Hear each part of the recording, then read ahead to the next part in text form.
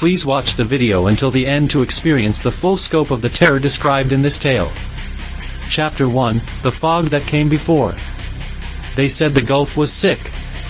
The men on the docks shrugged it off, fish pulling up bloated, oil-sheen ribbons drifting across the dawn like slow, black scars. I had my own reasons to be out on the water that morning, debts ticking louder than a stopwatch and a charter to fill. My name is Marcus Hale, and I steer a boat the way some people pray, because if you stop, you drown. At first the fog was the sort that makes the compass whimper. It rolled in thick and sudden, swallowing the horizon and muting the hum of the engine. The sky was the color of pressed coal.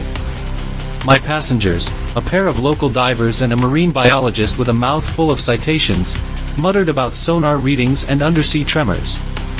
We cut through it, thinking of harbor and coffee, of the easy routines that keep men sane. Then the water changed. It stopped singing with the gulls and took on a hungry silence, as if whatever lived beneath had laid a gloved palm on the surface and called time. Chapter 2, The Shadow in the Wake. We found oil-black slick curling in our wake like ink. The divers, a wiry man named Ramon and a woman with steady fingers called Elise, leaned over and watched it crawl away. The biologist, Dr. Iverson, frowned at the readings on his sonar and said the word that made teeth chatter in me, anomalous. An hour later, the first thing hit us, not the Colossus itself, but a pressure that folded the breath from the world. The water around the hull shuddered as if the sea had drawn a long breath and decided to hold it. The small waves flattened into a glass that reflected only a darkness deeper than night.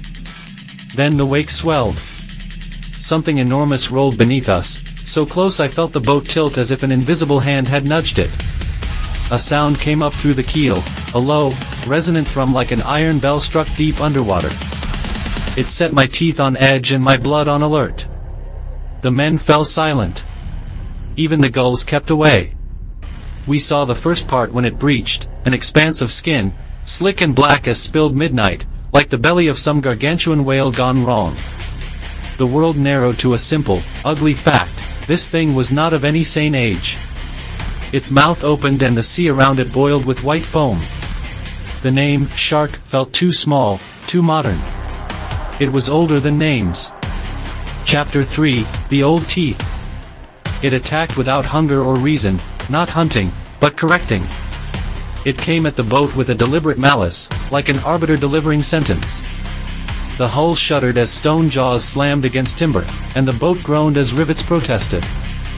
One of Ramon's knots, his pride, snapped and flung him across the deck. He laughed, stunned. None of us saw it as anything but madness. I grabbed the radio and babbled into static. The signal was gone, eaten. The lights dimmed as the engine hiccuped, then died. In the absolute dark, the sea around us glowed with a faint phosphorescence, long, blue veins pulsing across the creature's back like a map of some underwater god. Dr. Iverson cursed. He said the word Pleistocene like an invocation, as if naming the beast might send it back to whatever epoch it belonged to. He wanted to measure and label, but the thing before us blew those plans away. Elise, who kept her hand steady in the worst dives, was the first to speak of an old smell, something like burnt salt and iron. It made my throat taste of pennies. Then, with a sound that felt less like a roar than an old memory remembered wrong, the sea swallowed one of the divers whole. Ramon reached for nothing. The water closed over him and the surface smoothed as if a hand had pressed a silk sheet down. For a moment I thought I'd woken into a waking nightmare, for another I thought I would be next. Chapter 4, The Island with No Name. We drifted, powerless, toward a smudge on the horizon that hadn't been there at dawn. It resolved into a rock, a knuckled island of black basalt. Legends around these parts spoke of a rock that appeared when the sea was angry, of fishermen who went to it and never came back.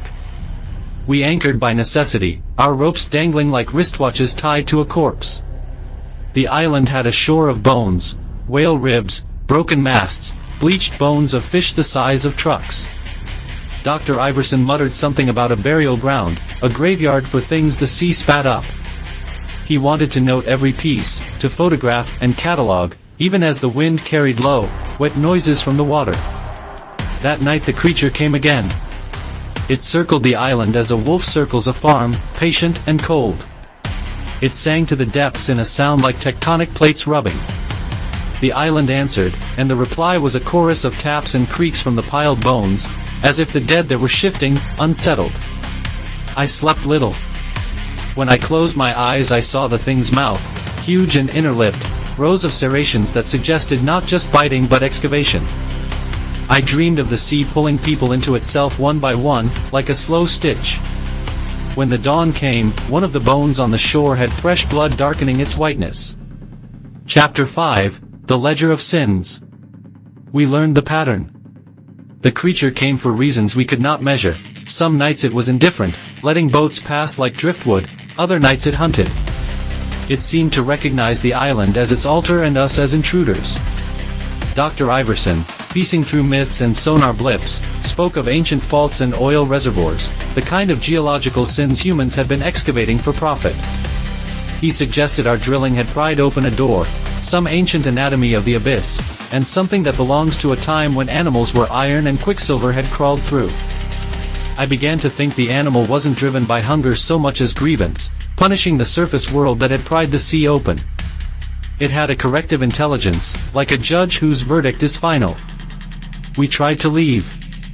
We mended the engine with whatever hands we had left, tape, prayers, sheer stubbornness.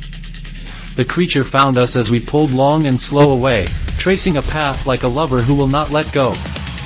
It followed in the wake, a black fin that hummed against the sea like a tuning fork. When it struck, the sound it made was a long, articulated snap that echoed through bone and timber. Our little boat was not a speck so much as an invitation. Ramon had left his dog aboard in some foolish attempt at comfort. The dog's whine disappeared into the night with him. I watched it happen and felt the slickness of impotence collect around my throat. Chapter 6, The Witness. By the final morning there were only 3 of us left, me, Elise, and Dr. Iverson. We pushed what remained of the boat toward the mainland, toward any harbor that would take in ragged survivors. The creature had become more than a force, it had become a presence that leaned on the hull and watched us with an attention that made rational thought thin. It surfaced one last time as if to show us. Up close, its skin was not smooth but ringed with scars like the growth rings of the world itself. Its eyes were not bright but deep and old, pupils like 2 black coins lost in cold. It regarded us as a man might regard a family album, with a cold, unblinking study. Dr. Iverson wept, quietly, and Elise whispered a prayer until the words frayed. When it struck, it did not come for blood. It came for an accounting. Boat split, a mast twisted off like a reed. I remember the smell of burned salt, the wavewood snapped with the brittle sound of a ribcage giving way. Then there was a silence heavier than the one that came before the fog. The sea closed and opened and closed again.